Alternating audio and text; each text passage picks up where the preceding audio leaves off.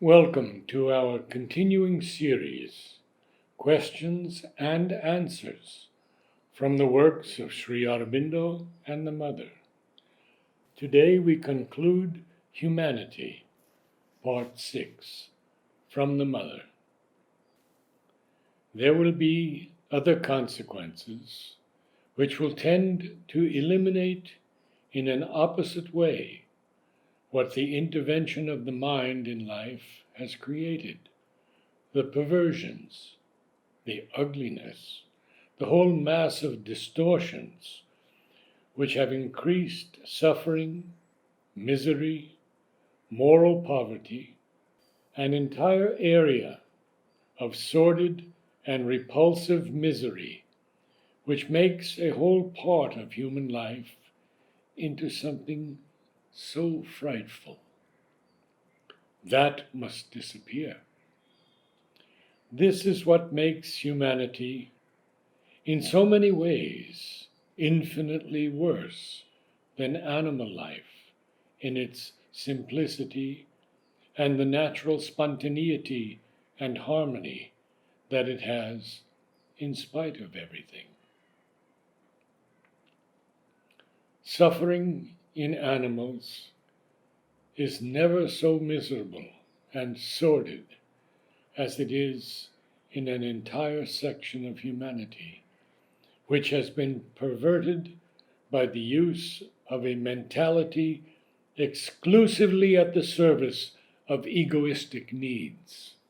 When this talk was first published in 1958, Mother added the following note on the uplifting of an entire part of humanity by the action of the new forces. But those who cannot be lifted up, those who refuse to progress, will automatically lose the use of the mental consciousness and will fall back to a subhuman level. I shall tell you about an experience I had which will help you to understand better. It was shortly after the supramental experience on the 3rd of February, and I was still in the state in which things of the physical world seemed so far off, so absurd. A group of visitors had asked permission to come to me, and one evening they came to the playground. They were rich people. That is, they had more money than they needed to live on. Among them, there was a woman in a sari. She was very fat. Her sari was arranged so as to hide her body.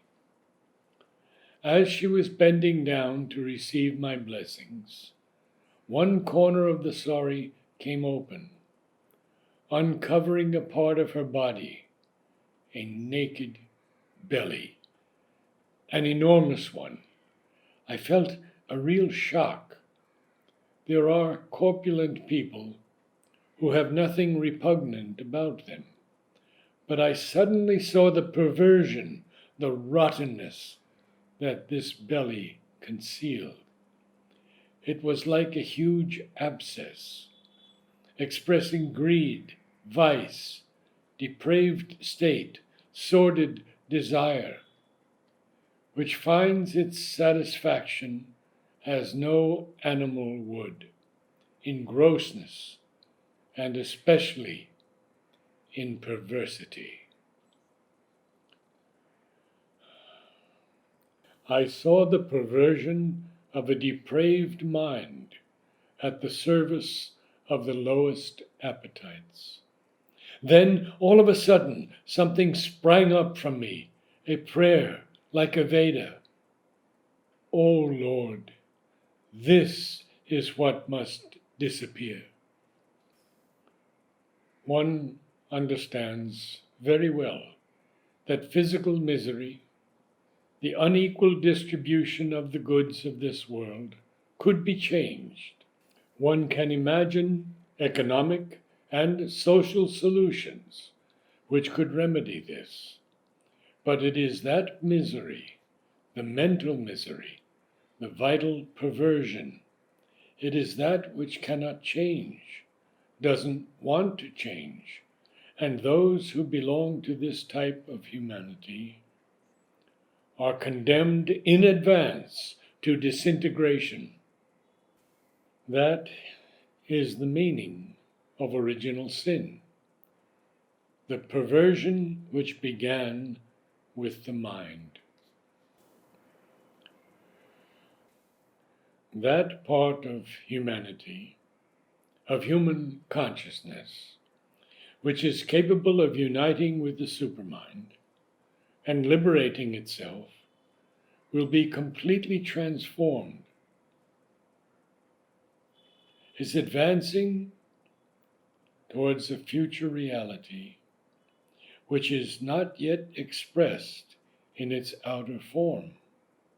The part which is closest to nature, to animal simplicity, will be reabsorbed into nature and thoroughly assimilated. But the corrupted part of human consciousness, which allows perversion through its misuse of the mind, will be abolished. This type of humanity is part of an unfruitful attempt which must be eliminated, just as there have been other abortive species which have disappeared in the course of universal history.